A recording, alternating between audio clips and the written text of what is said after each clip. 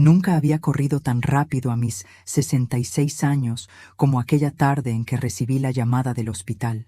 Mis manos temblaban mientras apretaba el celular contra mi oído, escuchando la voz acelerada del médico decir que mi esposo, Julián, había sido llevado de urgencia a la sala de cirugía.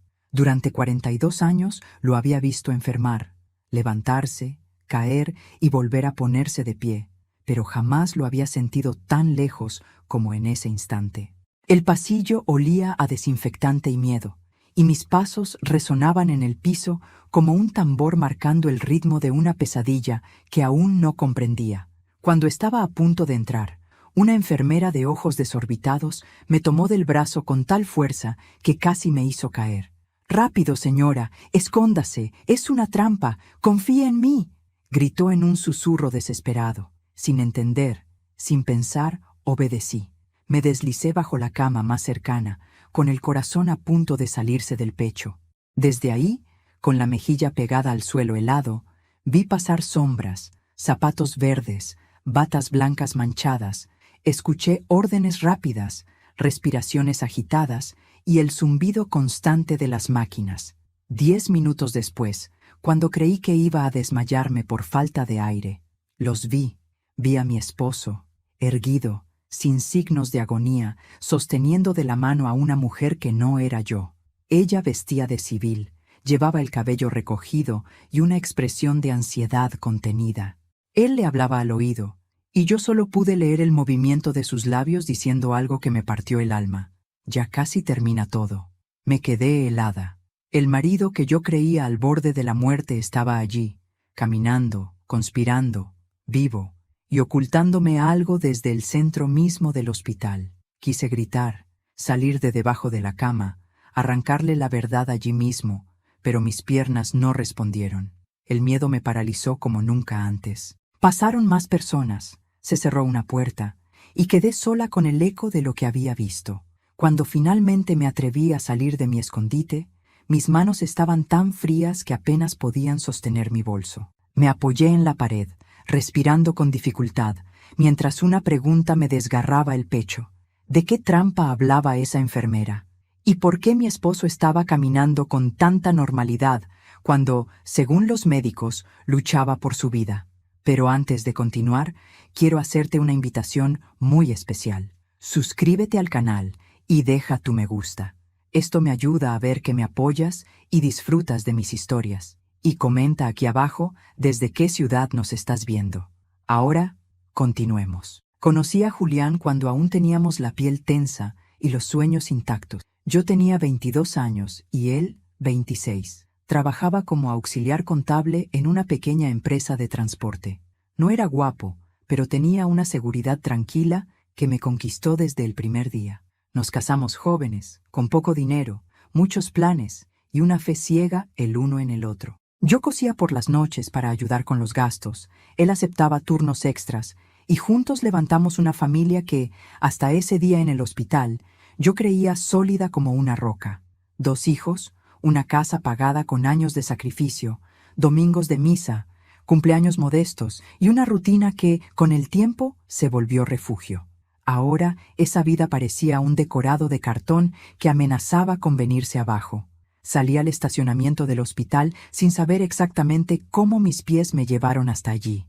El cielo estaba gris, como si incluso el clima quisiera advertirme de la tormenta que se avecinaba. Me senté en una banca, presionando el pecho para intentar calmar el dolor que me atravesaba. Durante más de 4 décadas, Julián había sido mi compañero, mi confidente. El hombre que me tomó de la mano cuando enterré a mis padres, cuando perdí embarazos, cuando atravesé la menopausia entre sofocos y lágrimas nocturnas. ¿Cómo podía ser que, en una sala de cirugía, descubriera que no lo conocía en absoluto? Quise pensar que había malinterpretado la escena. Quizás estaba bajo efectos de medicamentos, quizás mi mente, cansada, había construido una imagen equivocada. Pero la voz de la enfermera seguía resonando dentro de mí como un martillo implacable. Es una trampa, una palabra corta, dura, peligrosa. Regresé al interior del hospital fingiendo tranquilidad. Pregunté por Julián en recepción y me dijeron que la cirugía había sido prolongada, que aún no podían darme información. Mentían. Yo ya había visto con mis propios ojos que él no estaba inconsciente en una mesa de operaciones, luchando por su vida como me dijeron. Decidí esperar y observar. Eso fue lo que hice la mayor parte de mi matrimonio. Esperar a que él llegara del trabajo, observar su cansancio, interpretar sus silencios. Aquella vez no sería diferente, solo que ahora esperaba una verdad capaz de destruirlo todo. 2 horas después, una doctora salió con el rostro serio y me informó que la intervención había sido complicada pero exitosa, que debía verlo más tarde. Asentí con la cabeza, fingiendo alivio, mientras por dentro me sentía como una actriz en un teatro macabro. Esa noche no dormí. Sentada en la sala de espera, miraba a otras familias llorar, abrazarse, agradecer, y yo solo podía pensar en la mano de Julián entrelazada con la de aquella mujer desconocida. ¿Quién era? ¿Desde cuándo existía? ¿Qué clase de plan se ejecutaba dentro de un hospital? Al amanecer, por fin me permitieron entrar a verlo. Estaba en una cama, con cables conectados al pecho, respirando con normalidad, demasiado normal para alguien que había estado al borde de la muerte. Cuando abrió los ojos al verme, esbozó una sonrisa que durante años había sido capaz de calmar todas mis tormentas. Esa vez no logró engañarme. «Amor, pensábamos que no llegabas», dijo con una voz suave, ensayada. Lo miré en silencio, intentando encontrar en su rostro al hombre que conocí, al joven pobre que me prometió una vida honesta. Vi cansancio, vi una sombra de inquietud, vi algo que nunca antes había visto con claridad: culpa.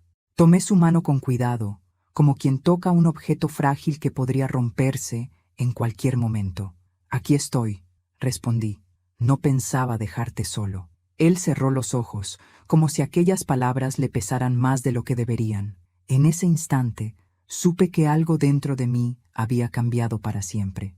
Ya no era solo la esposa preocupada por la salud de su marido. Era una mujer que había visto una escena que no debía existir. Una mujer que había sido empujada, literalmente, bajo una cama para salvar su vida de una trampa que aún no comprendía. No supe en ese momento que ese sería apenas el primer hilo de un tejido de mentiras, traiciones y secretos construidos durante décadas. No supe que la sangre que sentí enfriarse en mis venas aún tenía que congelarse muchas veces más. Pero sí supe, con una certeza nueva y aterradora, que el hospital no había sido solo el lugar de una cirugía. Había sido el escenario donde, por primera vez, vi al verdadero Julián y donde comenzó mi propio despertar. Durante 42 años repetí la misma rutina sin cuestionarla. Despertaba antes que Julián, preparaba el café, dejaba su ropa lista, escuchaba sus planes del día como quien oye llover sin sospechar tormenta. Él siempre decía que el orden y la disciplina eran el secreto de todo, del trabajo, del matrimonio, de la vida. Yo nunca dudé. Confié en esa voz firme que tantas veces me sostuvo cuando flaqueé. Confié incluso cuando nuestros hijos dejaron de llamarme con la frecuencia de antes y cuando la casa comenzó a sentirse demasiado grande para 2 personas que ya no se decían todo. Confié hasta el día de la sala de cirugía. Mientras lo observaba dormir conectado a las máquinas, repasé nuestra historia como quien revisa una película buscando una escena clave que antes pasó desapercibida. Recordé la primera mudanza, cuando dejamos el cuarto alquilado para instalarnos en un pequeño departamento. Yo lloré de felicidad aquel día mientras él hablaba de inversiones, de sacrificios, de futuro. Siempre el futuro, nunca el presente. Recordé cuando nació nuestro hijo mayor, y Julián no llegó al hospital hasta la madrugada porque el trabajo no podía esperar. Yo lo perdoné sin reproches. Después vino nuestra hija, y él tampoco estuvo cuando entré en trabajo de parto. Siempre había una excusa, siempre una ausencia justificada por una vida que, según él, estaba construyendo para nosotros. Pensé que tal vez yo misma había sido cómplice de esa distancia. Me refugié tanto en la idea de la esposa comprensiva que olvidé exigir un lugar real en la vida del hombre con quien compartía la cama. Acepté sus silencios, sus llamadas a deshoras, sus viajes repentinos, sus negocios que jamás explicó con claridad. «No te preocupes, Clara», me decía. «Hay cosas que mejor no se mezclan con el hogar». Yo asentía y retomaba mis labores, convencida de que el amor verdadero no hace preguntas incómodas. Pero ahora, sentada junto a su cama de hospital, esas ausencias adquirían un rostro, unas manos femeninas entrelazadas con las suyas, una escena que mi memoria se negaba a borrar. Lo miré con detenimiento. Tenía el ceño fruncido, incluso dormido, como si hasta en el reposo su mente siguiera calculando algo. Sus labios se movieron apenas, murmurando un nombre que no fue el mío, un nombre que no reconocí. Sentí un nudo subir desde el estómago hasta la garganta, lento y ardiente. Recordé entonces a Ernesto, su socio de tantos años, un hombre que siempre llegaba a casa con sonrisas exageradas y regalos demasiado caros para simples visitas. También recordé a Laura, su esposa, una mujer elegante que evitaba quedarse a solas conmigo.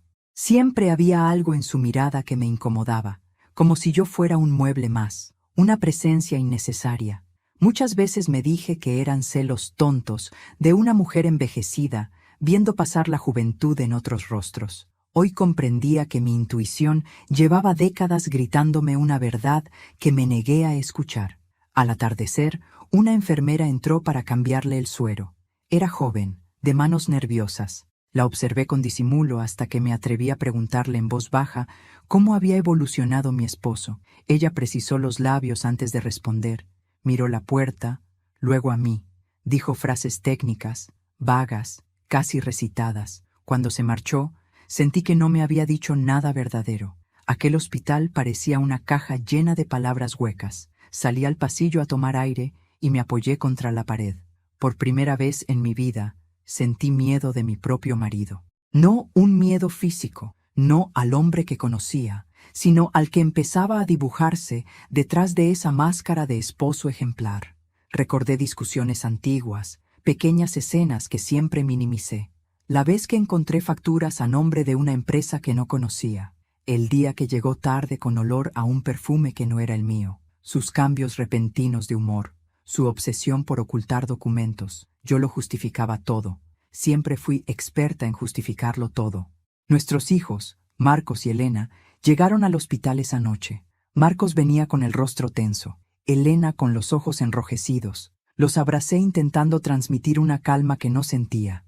Ellos preguntaron por su padre, por la cirugía, por los médicos. Repetí la versión oficial sin titubear.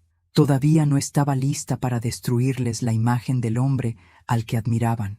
Todavía creía que quizá, solo quizá, yo estaba equivocada. Cuando quedé a solas con mi hija en la cafetería, ella me observó con detenimiento. «Mamá, estás rara», me dijo. «No lloraste». No supe qué responderle.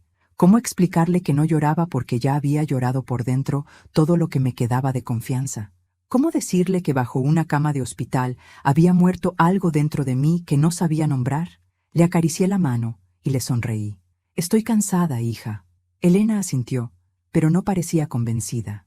Me miró como cuando era niña y presentía que yo le ocultaba algo. Esa noche volvimos a casa. La casa que durante tantos años creí mi refugio se sentía ahora ajena. Cada objeto parecía testigo mudo de una mentira. Entré al dormitorio y el olor de Julián aún flotaba entre las paredes. Abrí el placard casi por impulso, buscando no sabía qué.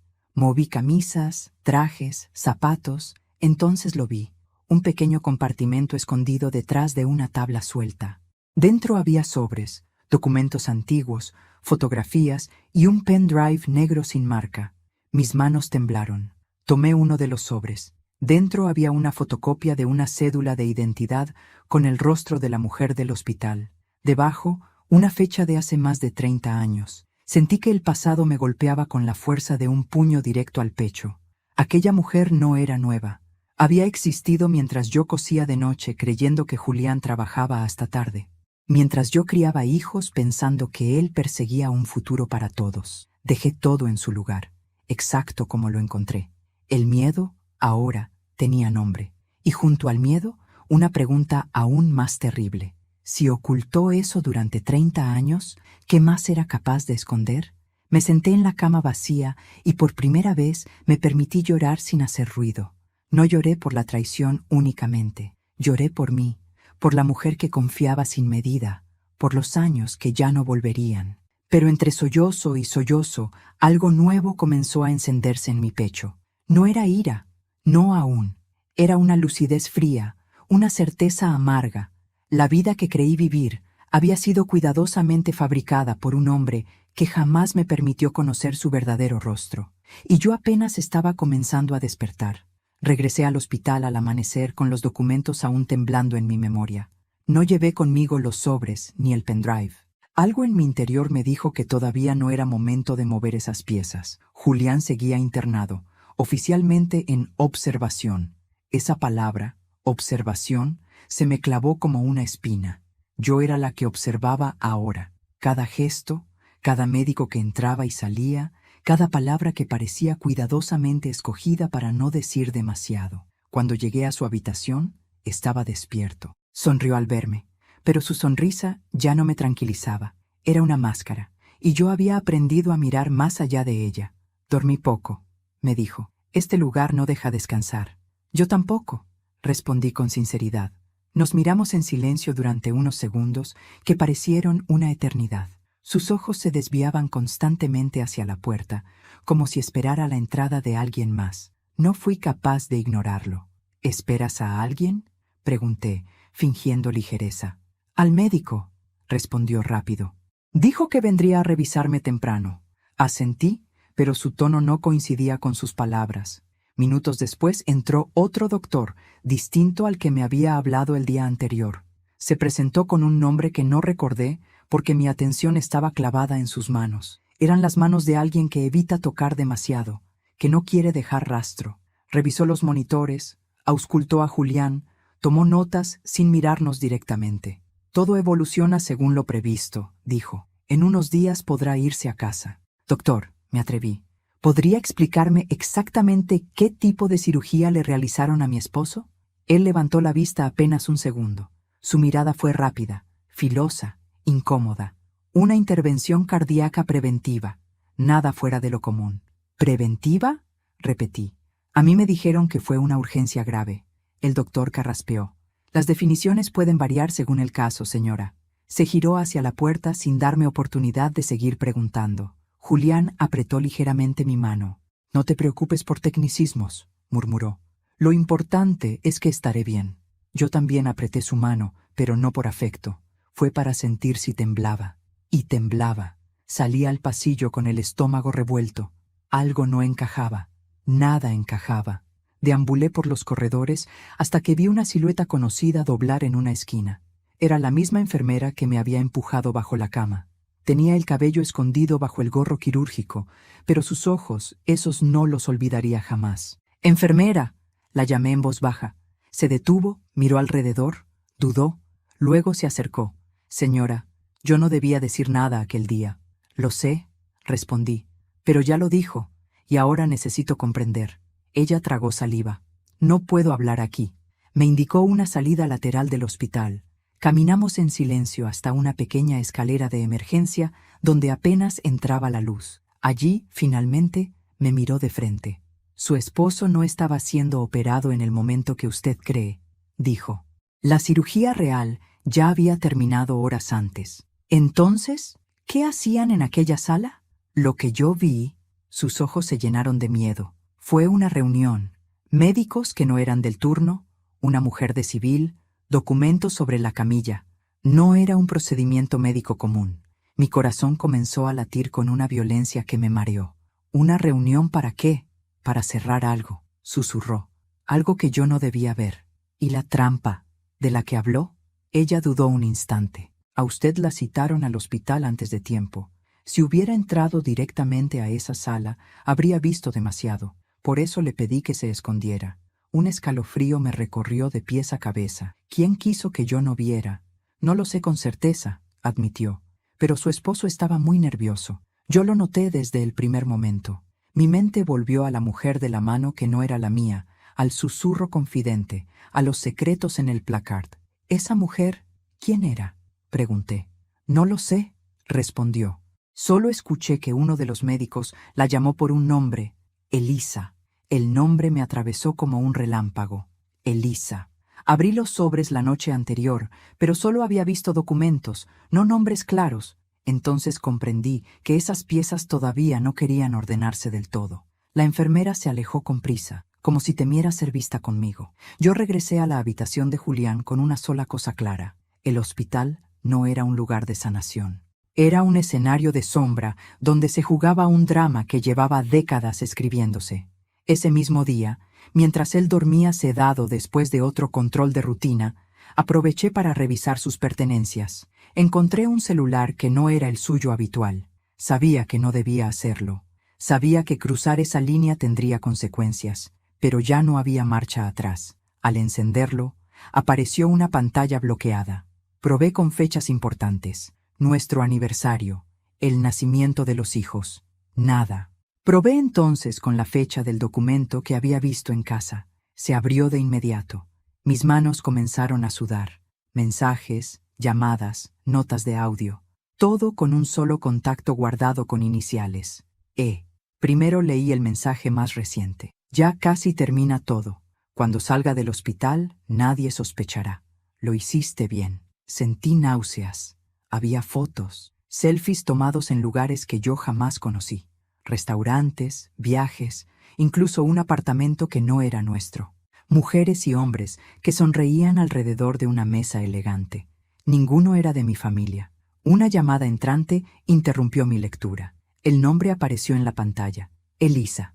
No contesté. El teléfono vibró una vez más. Luego un mensaje: ¿está todo bajo control? Apagué el dispositivo con manos temblorosas. Regresé a su lugar exacto en el cajón. Me senté junto a la cama y lo observé dormir. El hombre que había sido mi hogar se estaba convirtiendo lentamente en un desconocido. Esa noche, de regreso en casa, saqué al fin los sobres del escondite. Leí documentos con sellos de clínicas privadas, contratos de sociedades médicas, transferencias de dinero a nombres que yo jamás había escuchado. Julián no solo tenía una vida paralela, tenía negocios ocultos, y no eran limpios. El pendrive me dio más miedo que los papeles. Lo conecté a la computadora con el corazón cayéndome al suelo. Videos comprimidos, grabaciones de audio, algunas marcadas como respaldo, otras como final. Abrí la primera. La voz de Julián llenó la habitación. Si algo sale mal, asegúrense de que mi esposa no vea nada, decía con frialdad. Ella no debe enterarse nunca. Yo estaba sentada en la oscuridad de mi propio dormitorio, escuchando a mi esposo organizar mi propia ignorancia. Cerré los ojos con fuerza. Las lágrimas no salían. Ya no podía llorar. Había entrado en una etapa distinta del dolor, una en la que el alma se vuelve dura para no romperse. En ese instante comprendí algo esencial. La cirugía no fue para salvarle la vida, fue para proteger un secreto. Y mi presencia en el hospital, aquella tarde, había sido un error dentro de su plan perfecto, pero un error que ya no podía borrar. Y yo, que durante 40 años fui la mujer que no hacía preguntas, acababa de convertirme en la que no aceptaría una sola mentira más. Dormí apenas unos minutos la noche después de escuchar la grabación. El rostro de Julián, su voz calculadora, su manera fría de mencionar que yo no debía ver nada, todo giraba dentro de mi cabeza como un martillo incesante. Al amanecer, mis ojos estaban secos, ardidos por haber llorado por dentro sin derramar una sola lágrima. Me miré al espejo y la mujer que vi no era la misma que había entrado corriendo a un hospital 2 días antes. Había algo nuevo en mi mirada, una mezcla de miedo, lucidez y una determinación silenciosa que jamás había sentido antes. Regresé al hospital con una sola intención: verla a ella, a Elisa. No sabía cómo, no sabía dónde, pero estaba segura de que, si Julián seguía con vida, ella aparecería tarde o temprano.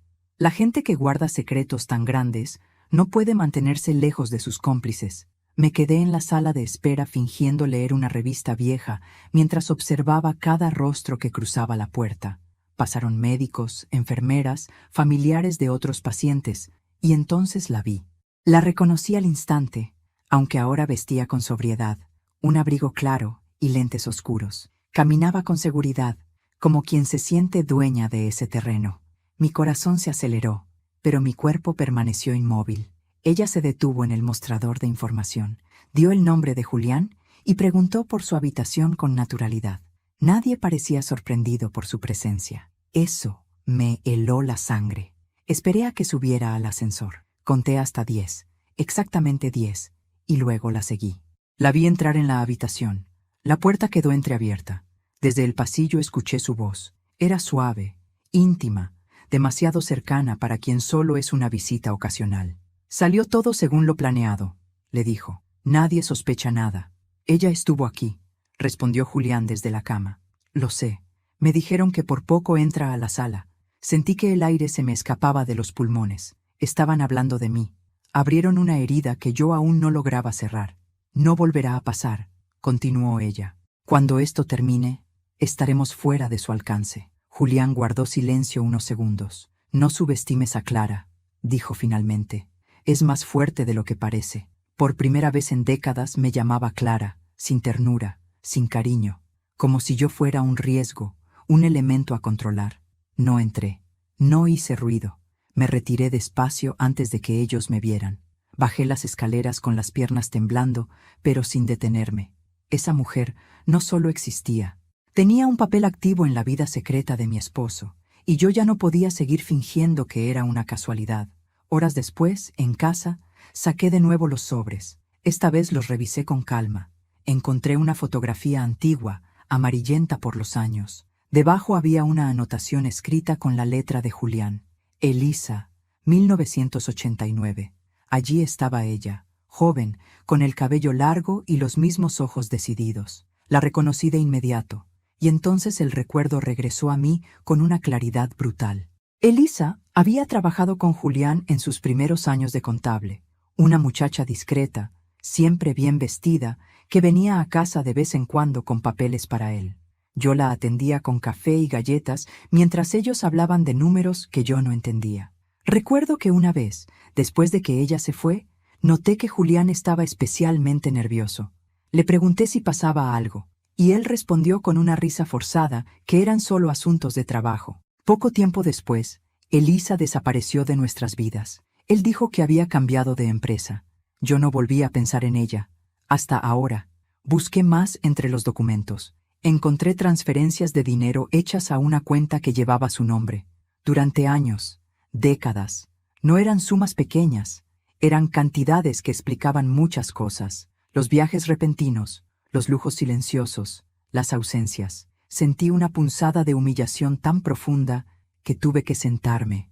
Durante 40 años yo había contado monedas para completar el mercado de la semana, mientras Julián enviaba dinero en secreto a la mujer que ahora lo visitaba en el hospital como si fuera la dueña de su vida. Pero lo peor todavía no había llegado. Entre los sobres había un expediente médico antiguo, con fecha de hace 35 años. El nombre del paciente era el de Elisa. Diagnóstico: embarazo de alto riesgo. Médico tratante: el mismo cirujano que ahora atendía a Julián. Todo empezó a encajar en mi mente con una lentitud dolorosa. No quise creerlo. No hasta que vi el último documento, un acta de nacimiento. El nombre del padre estaba tachado, pero debajo, apenas visible, se alcanzaban a distinguir unas letras escritas con pluma. J.R. Julián Romero. El mundo giró a mi alrededor. Me faltó el aire. Apreté el papel con tanta fuerza que lo arrugué sin darme cuenta. Julián no solo me había sido infiel, había tenido un hijo con esa mujer. Un hijo que creció lejos de mis ojos, alimentado con el dinero que yo ayudé a ahorrar cosiendo, limpiando, renunciando a mis propios sueños. Me levanté como pude y caminé hasta la ventana. Afuera, la vida seguía su curso como si nada. Los autos pasaban, la gente hablaba, el sol brillaba. Yo sentía que el suelo bajo mis pies se había desintegrado. Volví a pensar en mis propios hijos, Marcos y Elena. ¿Sabían algo? ¿Habían sido también engañados? ¿Cuánto de esta mentira se había construido sobre la espalda de toda nuestra familia? Esa noche no regresé al hospital. No podía soportar ver a Julián después de descubrir que su traición no había sido un error fugaz, sino una vida entera paralela, cuidadosamente protegida. Me costó aceptar que yo había sido la fachada de una respetabilidad que él necesitaba para sostener sus otros mundos. Al acostarme en la cama vacía, una imagen regresó a mí con violencia. La mano de Julián, sosteniendo la de Elisa, debajo de las luces blancas del hospital. Ya no sangraba solo por el engaño. Sangraba por los años robados, por la verdad enterrada, por la humillación profunda de haber sido útil para un plan que jamás me incluyó. Pero junto al dolor, algo comenzó a tomar forma en mi interior.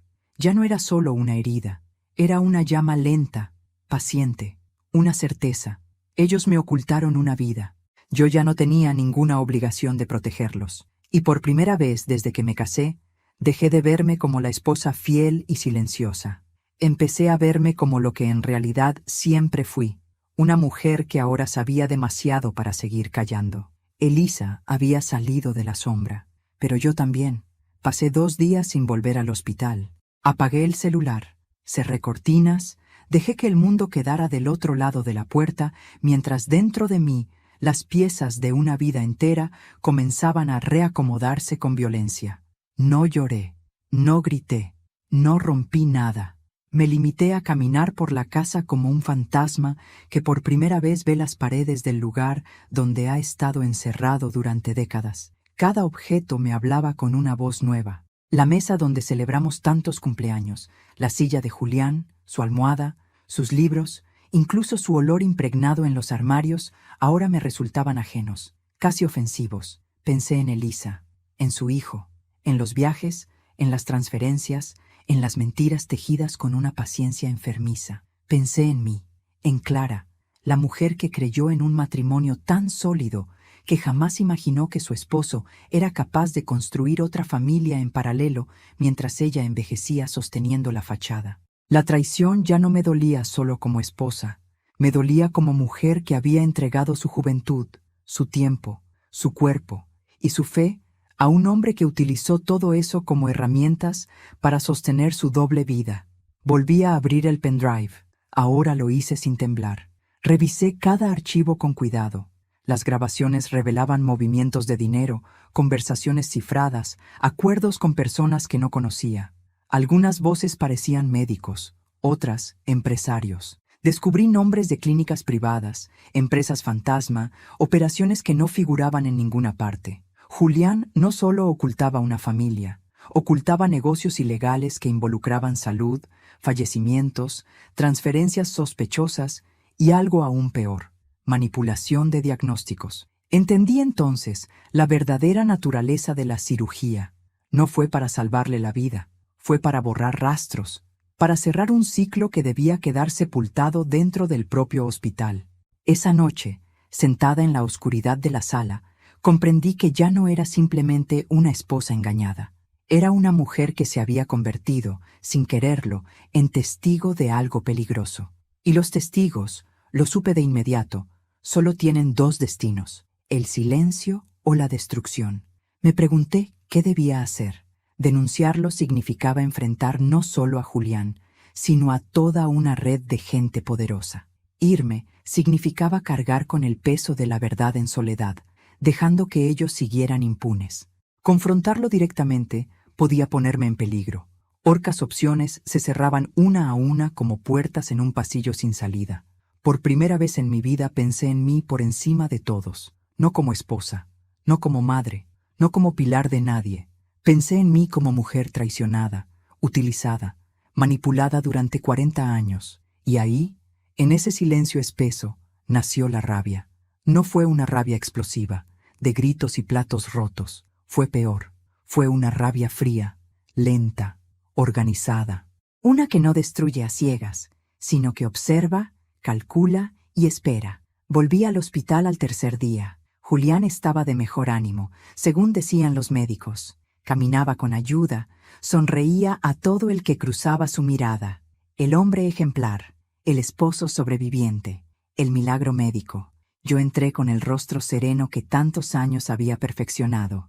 Pensé que no vendrías hoy, dijo con voz suave. Necesitaba tiempo, respondí. Te entiendo, susurró. Todo fue muy fuerte. Sí, fue muy fuerte, pensé. Pero no por la cirugía. Me senté junto a su cama. Hablamos de trivialidades, del clima, de los hijos, de la comida del hospital. Yo asentía, respondía, sonreía. Por dentro, memorizaba cada gesto, cada titubeo, cada palabra mal colocada. Él estaba inquieto. Yo lo notaba. Me observaba como quien evalúa un riesgo silencioso. Entonces entró ella, Elisa, vestida de enfermera, pero sus pasos no eran los de alguien que pertenece a ese lugar. Se quedó congelada al verme. Por un segundo, nuestros ojos se cruzaron. Los suyos se llenaron de una sorpresa que no pudo ocultar. Los míos permanecieron tranquilos. Soy parte del equipo de turno, dijo, con una mentira mal armada. Muchas gracias por cuidar tan bien a mi esposo. Respondí con educación impecable. Julián me miró, tenso. Elisa evitó cruzar más palabras conmigo. Salió al instante. Yo había confirmado lo que necesitaba. Ella no solo era su pasado, era su presente, y era parte activa de todo aquel entramado. Esa noche, al regresar a casa, tomé una decisión definitiva. Antes de continuar, dime aquí en los comentarios qué te está pareciendo esta historia hasta ahora y qué harías tú en su lugar. No te vayas del video, porque lo que viene a continuación te pondrá la piel de gallina. Decidí que no huiría. Decidí que no lloraría más en silencio. Decidí que no denunciaría de inmediato. Lo más efectivo no siempre es lo más rápido. Lo más efectivo es lo que deja sin salida. Decidí que iba a averiguar todo. Y cuando dijera la verdad, no sería solo la verdad de una esposa engañada. Sería la verdad que derrumba imperios. Al día siguiente, fingí una normalidad impecable. Llamé a Marcos, a Elena, les dije que su padre evolucionaba bien, que pronto volvería a casa. Organicé la cocina, hice compras, lavé ropa. Nadie notó el cambio en mí. Nadie notó que ahora cada movimiento que hacía tenía una intención oculta. Busqué viejas agendas, números telefónicos, contactos que había ignorado durante años. Llamé a una antigua amiga que había trabajado como secretaria en la empresa de Julián antes de jubilarse. Fingí nostalgia. ¿Recuerdas a Elisa?, le pregunté sin rodeos. Hubo un silencio del otro lado de la línea. Sí, respondió. Pensé que tú lo sabías. ¿Saber qué? Que ella manejaba los movimientos más delicados. Era la única que tenía acceso a ciertas cuentas. Mi cuerpo se tensó. ¿Y el hijo?, pregunté casi sin voz. Mi amiga suspiró. Todo el mundo lo sabía, Clara. Nadie lo decía en voz alta. Pensé que tú... Bueno, nunca quise herirte. Colgué sin despedirme. El dolor que sentí fue tan profundo que por segundos creí desmayarme. No solo había sido engañada por Julián, había sido engañada por todos. Mi matrimonio había sido un secreto a voces, y yo, la única que no lo sabía. Pero algo había cambiado. Ya no quería respuestas para llorar. Quería respuestas para construir algo nuevo sobre las ruinas. Esa noche, abrí una libreta vieja y comencé a escribir nombres, fechas, datos, conexiones, todo lo que pudiera servir como prueba, todo lo que pudiera convertirse en un arma legal, moral y pública. Miré mi reflejo en el vidrio de la ventana. Las arrugas seguían ahí, el cabello blanco también, pero en mis ojos había surgido una mujer que yo nunca había conocido. No era la Clara sumisa, no era la esposa que espera, era alguien distinto, alguien que ya había elegido no perdonar sin verdad, alguien que había decidido que la última jugada no la harían ellos, la haría yo. Comencé a moverme en silencio, como se mueven quienes saben que un paso mal dado puede costarles la vida entera. Cada mañana despertaba con el mismo ritual: preparar café, ordenar la casa, mirar por la ventana como si nada dentro de mí estuviera ardiendo. Pero por dentro, cada minuto era una jugada calculada. Ya no me permitía impulsos, no preguntaba en voz alta, no mostraba desconfianza. Observaba, anotaba, esperaba. Julián fue dado de alta una semana después. Regresó a casa como el sobreviviente que todos admiraban. Los vecinos enviaron flores, los hijos llamaban cada noche, la gente hablaba del milagro. Yo lo recibí con la misma ternura con la que lo había cuidado durante 4 décadas. Le acomodé las almohadas, le preparé sopas calientes, le limpié las heridas. Y mientras lo hacía, memorizaba cada llamada que recibía, cada mensaje que aparecía en su pantalla, cada caminata nocturna al jardín con el teléfono en la mano. Elisa llamaba poco, pero cuando lo hacía, Julián se encerraba en el baño o salía al patio. Yo fingía no notar nada. Aprendí a moverme sin hacer ruido, a escuchar conversaciones a través de puertas entreabiertas, a reconocer los silencios densos. De noche, cuando él dormía, su respiración acompasada me permitía revisar su teléfono con cuidado. Había aprendido a desbloquearlo sin dejar rastro. Descubrí aplicaciones ocultas, claves cifradas, mensajes que se borraban automáticamente. Todo estaba diseñado para no dejar huellas, pero yo ya había aprendido a leer entre líneas. Volví a contactar a mi antigua amiga de la empresa. Esta vez fui más directa. Le pedí nombres, fechas, movimientos. Ella dudó, temerosa, pero al final habló. Me mencionó reuniones secretas, documentos que se destruían al terminar el día, un sistema paralelo de cuentas. Me habló también de una clínica privada donde Julián llevaba pacientes especiales, personas con mucho dinero, con mucho poder, con enfermedades que no debían figurar en ningún registro oficial. Empecé a entender la magnitud de lo que tenía frente a mí. Julián no era solo un infiel. Había sido durante décadas pieza clave de una estructura donde la vida humana se convertía en un número dentro de una transferencia. Una tarde, aprovechando que él dormía profundamente por los sedantes, entré a su estudio, ese cuarto al que yo casi nunca entraba, por respeto a su trabajo. Allí encontré lo que había estado buscando desde el principio, una caja fuerte empotrada detrás de un cuadro antiguo. Ya conocía la combinación gracias a uno de sus audios. La abrí sin dificultad. Dentro había dinero en efectivo, pasaportes a nombre de terceros, contratos en idiomas que apenas entendía, y un cuaderno negro con letra de Julián. Lo tomé con manos frías. No eran notas románticas ni reflexiones personales. Eran listas, pagos, nombres tachados, observaciones médicas, iniciales, fechas de procedimientos. Sentí náuseas al leer uno en particular. Paciente RM. Diagnóstico modificado. Familia no informada. Recordé a Raimundo, un viejo conocido del barrio que murió años atrás tras una supuesta operación de rutina. Su viuda jamás entendió qué había pasado. Yo había ido a su funeral con una torta casera, pensando que la vida era injusta.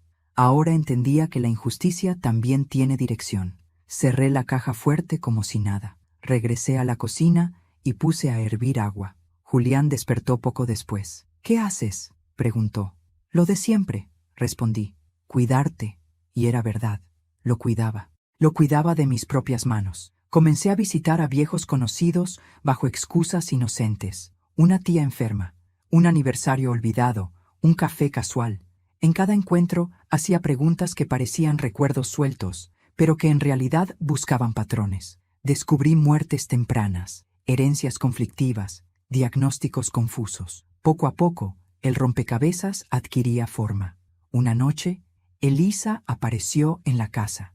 Yo estaba en la sala cuando escuché su voz en el recibidor. No había llamado antes. No había avisado. Julián se levantó de inmediato, incómodo. «No deberías venir aquí», le dijo en voz baja. «Tenemos que hablar», respondió ella con firmeza. «Algo no está saliendo como esperamos». Yo entré al recibidor con una sonrisa serena. «Buenas noches», dije. «¿Desea un café?». Elisa me miró con un desprecio apenas disimulado. «Gracias, no», respondió. «Solo vine por asuntos urgentes». «Entonces háblenlos aquí», propuse. «Esta también es mi casa». Julián se tensó. Elisa dudó. Por un segundo creí que se marcharía, pero al final aceptó quedarse. Hablaron de términos que al oído de cualquiera habrían sonado a simples negocios. Plazos, entregas, retrasos, documentos. Yo servía agua y galletas como si no entendiera nada, pero cada palabra quedaba archivada en mi memoria. Antes de irse, Elisa me miró fijamente. «Usted es una mujer muy fuerte», dijo. «Lo admiro». «No me conoce», respondí con calma. «Tal vez más de lo que cree». Cerré la puerta tras ella. Julián no me miró a los ojos durante el resto de la noche. A partir de ese día supe que el tiempo se agotaba. Algo se movía entre ellos. Algo grande. Y yo tenía que acelerar mis pasos. Armé un archivo digital con copias de todo. Documentos, transferencias, audios, fotos, nombres. Lo repartí en 3 pendrives distintos. Uno quedó conmigo. Otro lo escondí fuera de casa, en un lugar que solo yo conocía. El tercero lo confié a una persona que jamás sospecharían, la esposa de uno de los antiguos socios de Julián, Una mujer que había sufrido en silencio una historia muy parecida a la mía. Si algo me pasa, le dije, entrégalo a la prensa. Ella entendió sin hacer preguntas. Cada noche, antes de dormir, repasaba mentalmente las jugadas como si se tratara de un tablero invisible. Ellos creían tener el control. Creían haber borrado todas las huellas. Creían que yo seguía siendo la mujer que no preguntaba, la que obedecía, la que confiaba ciegamente. No sabían que yo ya no jugaba para salvar mi matrimonio, jugaba para salvar mi verdad. Y quien aprende a moverse en la sombra, aprende también a encender incendios en silencio. El día del enfrentamiento llegó sin anuncios grandiosos, sin presagios visibles. Fue un jueves común, de cielo despejado, como si la vida quisiera burlarse de la tormenta que yo llevaba por dentro. Julián desayunó en silencio, hojeando el periódico como tantas otras mañanas. Yo le serví café con la misma calma de siempre. Nadie habría imaginado que aquella sería la última vez que fingiríamos ser un matrimonio normal. Esa noche había una cena familiar en casa. Marcos vendría con su esposa. Elena llegaría directo del trabajo. Julián lo había propuesto para celebrar su recuperación. Yo acepté enseguida. Él pensó que era por cariño. Yo sabía que era el escenario perfecto. Pasé el día cocinando despacio, con movimientos exactos. Cada plato que preparaba era como una cuenta regresiva. No sentía nervios, sentía una serenidad peligrosa, la que solo aparece cuando ya no hay marcha atrás. Antes de que llegaran los invitados, abrí la caja fuerte una última vez. Tomé el cuaderno negro, también el tercer pendrive. Lo guardé en el bolsillo interior de mi vestido. Cerré la caja, guardé la llave donde siempre. Todo debía parecer intacto, hasta que dejara de serlo. A las 8 en punto, sonó el timbre. Marcos entró sonriendo, preguntando por su padre. Elena lo siguió, cansada pero contenta. La mesa se llenó rápido de voces, cubiertos, aromas. Julián se mostraba animado, orgulloso de su nueva oportunidad. Yo observaba desde mi lugar, en silencio, viendo cómo cada uno ocupaba su puesto sin sospechar que estaban sentándose alrededor de una bomba ya encendida. En mitad de la cena, cuando el postre aún no había sido servido, alguien volvió a tocar la puerta. Julián se tensó. Yo me levanté. «Yo atiendo», dije. Sabía exactamente quién era. Abrí, y allí estaba Elisa, elegante como siempre, con una sonrisa que se congeló al verme. «Buenas noches», dijo. «Julián no contesta mis llamadas. Está en el comedor», respondí. «Pase. Justamente íbamos a servir el postre». Por primera vez la vi dudar, pero entró. El silencio se hizo espeso cuando cruzó la sala y quedó frente a la mesa. Marcos frunció el ceño. «¿Y esta quién es?» «Una vieja amiga del trabajo», se apresuró a decir Julián. «Tan vieja que tiene llaves de esta casa», agregué con suavidad. Elisa me lanzó una mirada fulminante. Julián palideció. Yo me senté de nuevo lentamente. «Antes de que sigamos», dije, «quisiera hacer un pequeño brindis». Tomé la copa. Mis manos no temblaban. «Por la verdad», añadí. El ambiente se volvió irrespirable. Marcos y Elena se miraron confundidos. «Mamá, ¿de qué hablas?» Entonces saqué el cuaderno negro y lo dejé sobre la mesa. Sonó hueco, pesado. «De esto». Julián se levantó de golpe. «Clara, no sabes lo que estás haciendo». «Lo sé muy bien», respondí. «Lo he sabido durante semanas». Abrí el cuaderno en una página marcada. Leí en voz alta nombres, fechas, procedimientos. Marcos me miraba como si no entendiera el idioma en el que hablaba. Elena empezó a llorar sin saber por qué. Luego saqué el pendrive. «Aquí están las grabaciones», continué. «Las transferencias, los diagnósticos alterados, las cirugías que nunca fueron necesarias». Elisa dio un paso atrás. «Esto es una locura», dijo. «No tienes pruebas reales». «Claro que las tengo», respondí. «Y no solo yo». Saqué mi teléfono y lo puse en alta voz. Marqué un número que había memorizado. «Señora Raquel», dije cuando atendieron. «Ya puede venir». La puerta volvió a sonar minutos después. Entró una mujer mayor, de rostro cansado. Detrás de ella, un hombre joven. Al verlos, Elisa se quedó sin aliento. Julián retrocedió como si hubiera visto un fantasma. «Ese es mi hijo», dijo la mujer con voz quebrada. El hijo al que su esposo negó durante 35 años. El joven miró a Julián con una mezcla de furia y dolor. Usted mató a mi padre, dijo, y me compró el silencio con dinero. El mundo se detuvo en ese instante. Julián intentó hablar, pero no le salió la voz. Marcos se levantó lentamente. «Papá, ¿es verdad?» Julián me miró entonces. En su mirada ya no había arrogancia, solo miedo. «Clara, yo puedo explicarlo todo». «No», respondí. «Ya lo explicaste en tus propios audios». Presioné un botón. La sala se llenó con su voz organizando diagnósticos falsos, hablando de cerrar ciclos, de evitar escándalos, de proteger a la familia, no a la suya, a la otra. Elisa rompió en llanto. Marcos golpeó la mesa con el puño. Elena cayó de rodillas junto a la silla. «Me usaste toda mi vida», susurré, «pero hoy se acaba». Las sirenas se oyeron a lo lejos pocos minutos después. Nunca supe quién llamó. Tal vez yo. Tal vez alguien más de los que ya estaban esperando este momento. Los agentes entraron con rapidez. Julián ni siquiera intentó huir. Se dejó esposar con la mirada vacía, derrotada. Elisa fue tras él, gritando su nombre. Cuando se los llevaron, la casa quedó en un silencio imposible. Mis hijos me miraban como si yo fuera otra persona. «Mamá», dijo Elena entre sollozos. «¿Desde cuándo sabías?» «Desde la sala de cirugía», respondí. «Desde que me escondí bajo una cama para salvar la vida». Nadie habló más. Yo me senté en mi lugar. Por primera vez en décadas, el aire en esa casa me pertenecía de nuevo. Pero aún no todo había terminado. La casa quedó en silencio después de que la policía se llevó a Julián y a Elisa. Un silencio tan pesado que parecía aplastar los muebles, los recuerdos, incluso el aire. Marcos salió sin despedirse, con el rostro endurecido por una rabia que no sabía hacia dónde dirigir. Elena se quedó conmigo, sentada en el borde del sofá, temblando como si aún escuchara las sirenas dentro de su cabeza. Yo caminé lentamente hasta la cocina, como quien vuelve de una guerra, y serví 2 vasos de agua.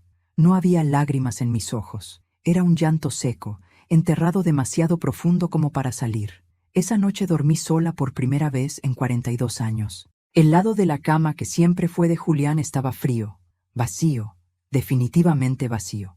Aún así, no sentí alivio inmediato. Sentí una mezcla amarga de triunfo y duelo, porque aunque lo había desenmascarado, también estaba despidiendo a la imagen del hombre con el que había construido mi vida, al que había amado sin saber a quién amaba realmente. Los días siguientes fueron una avalancha de consecuencias. La prensa apareció frente a la casa. Los vecinos murmuraban detrás de las cortinas. Los hijos recibían mensajes de gente que hasta entonces se hacía llamar amigos. El escándalo creció como un incendio alimentado por décadas de silencio. Las clínicas fueron investigadas, las cuentas congeladas, los socios interrogados. Lo que yo había descubierto en silencio se volvió público con la rapidez de un trueno. Julián pidió verme desde la cárcel a la semana siguiente. El abogado insistió, dijo que era su derecho, que quería hablar conmigo para explicarme algo importante. Acepté, no por él, por mí. Sabía que, si no cerraba ese círculo, algo en mi interior quedaría abierto para siempre. Cuando lo vi al otro lado del vidrio, ya no parecía el hombre poderoso que yo conocí. Estaba encorvado, con el rostro consumido por noches sin sueño. Me miró con desesperación, como quien se aferra al último resto de humanidad que le queda. «Clara», dijo apenas tomé el teléfono. «Todo se salió de control. Todo estuvo siempre bajo tu control», respondí con calma. «Solo que esta vez yo también entré en el juego». «Nunca quise hacerte daño», murmuró. «La vida se me fue de las manos». Sonreí con una tristeza que él no supo interpretar. «No, Julián. Tú hiciste de mi vida una herramienta para sostener la tuya. Eso no es perder el control. Eso es elegir». Guardó silencio. Sus ojos se humedecieron, pero ya no me conmovían. «Hay algo que debes saber», dijo de pronto bajando la voz. «El último archivo del pendrive, el que está marcado como final. Tú crees que lo viste todo, pero no es así». Lo miré con atención por primera vez desde que entré. «Habla. Hay una cuenta que nadie ha descubierto. Un fondo que no está a nombre de Elisa ni de ninguno de los socios. Está a tu nombre, Clara». Sentí que el corazón me daba un vuelco. «¿Qué estás diciendo?» «Durante años desvié dinero sin que nadie pudiera rastrearlo hasta mí», confesó. «Lo hice para proteger una salida. Para ti». «¿Para mí?» Reí, incrédula. Después de todo esto, ¿te atreves a decir que lo hiciste por mí? Lo hice porque sabía que algún día pagarían todos menos tú, respondió. Ese dinero es legal. Nadie puede tocarlo. Está a tu disposición desde hace años. Lo miré con una frialdad que jamás había sentido. ¿Crees que eso compra tu traición? No, dijo con los labios temblorosos, pero es la única cosa limpia que hice en medio de tanta suciedad. Me levanté lentamente. No me debes dinero, Julián. Me debías, ¿verdad? Y esa ya la tomé por mi cuenta. Colgué el teléfono antes de que pudiera responder. Salí del edificio con un nudo en la garganta. No sabía aún si lo que había dicho era cierto. Parte de mí quería creer que aquella revelación era solo un último intento de manipulación, pero otra parte intuía que allí, incluso en medio de su ruina, seguía habiendo jugadas ocultas. 2 semanas después, mi abogado confirmó la existencia de la cuenta. El dinero estaba allí. Una fortuna acumulada en silencio durante décadas. Legal, inatacable. Esa fue la última pieza del rompecabezas. Comprendí entonces el giro final de esta historia. Julián había sido traidor hasta el final, pero también había intentado dejarme una salida que nadie más podría arrebatarme. No por amor, por culpa. Vendí la casa. Demasiados recuerdos, demasiadas sombras. Me mudé a un departamento pequeño, luminoso, frente a un parque. Empecé a caminar cada mañana, a respirar despacio, a hablar conmigo en el silencio. Marcos tardó meses en volver a llamarme. Elena vino a visitarme casi todos los días al principio, como si temiera que yo también desapareciera como su padre. Con el tiempo, el dolor entre nosotros se transformó en una tristeza compartida. Ya no éramos la familia que creíamos, pero seguíamos siendo una familia. El juicio fue largo. Aparecieron más víctimas, más nombres, más historias enterradas. Julián fue condenado. Elisa también. El hijo de ambos declaró, quebrado, contando cómo lo habían comprado con dinero y miedo durante años. Yo estuve presente solo una vez en el tribunal. No necesitaba verlo más. Ya no tenía poder sobre mí. 1 año después de aquella noche, recibí una carta desde la prisión. No la abrí de inmediato. La dejé sobre la mesa durante horas, como si fuera un objeto capaz de morderme. Cuando por fin la leí, solo había una frase escrita con su letra. Pensé que te estaba protegiendo, pero en realidad te estaba mintiendo todos los días. Doblé el papel y lo rompí en pedazos pequeños. No sentí rabia, no sentí pena, sentí algo distinto. Cierre. Con el dinero de la cuenta, financié discretamente a varias de las familias que descubrí durante mi investigación. Viudas, hijos, personas que habían sido dañadas por las mismas manos que me engañaron a mí. No lo hice como caridad, lo hice como justicia silenciosa. Nadie lo supo, nadie tenía que saberlo. Hoy, a mis 66 años, camino más recta que cuando tenía 30. Ya no llevo sobre los hombros el peso de una mentira que no construí. Perdí una vida entera creyendo en un hombre que no existía, pero gané algo que jamás había tenido. La certeza de mí misma. A veces todavía sueño con la sala de cirugía, con la cama, con la enfermera que me salvó sin saberlo, con la mano de Julián sosteniendo la de Elisa. En esos sueños ya no siento hielo, siento claridad, porque yo también construí una trampa, no con engaños, sino con verdad, y de esa trampa él ya no pudo escapar. Hoy escribo estas palabras sentada frente a una ventana abierta, con el sol tibio acariciando mis manos y el murmullo del parque entrando suavemente en mi casa. Ya no huyo de los recuerdos, pero tampoco vivo en ellos. Aprendí que algunas verdades llegan tarde, sí, pero aún así tienen el poder de liberarnos. Perdí una vida entera creyendo en una mentira, pero gané algo que nadie podrá volver a arrebatarme: mi dignidad. A mis 66 años, entendí que nunca es tarde para volver a empezar, que el silencio también puede romperse y que incluso después de la traición más profunda, el corazón encuentra la manera de seguir latiendo sin miedo. Ya no soy la mujer que se escondió bajo una cama temblando de terror. Soy la mujer que salió de la sombra, miró de frente su propia historia y decidió escribir un final distinto. Si algo deseo dejarte con esta historia es esto: no subestimes nunca tu valor, tu intuición ni tu fuerza, aunque otros la hayan aprovechado en tu contra. Y ahora, si esta historia te conmovió, te dejó pensando o te tocó el corazón, te invito a suscribirte al canal y darle me gusta a este video. Esto me ayuda muchísimo a seguir compartiendo historias como esta. Déjame en los comentarios qué habrías hecho tú en mi lugar y desde qué ciudad me estás escuchando. Me encanta leer los comentarios. Gracias, de corazón, por quedarte hasta el final.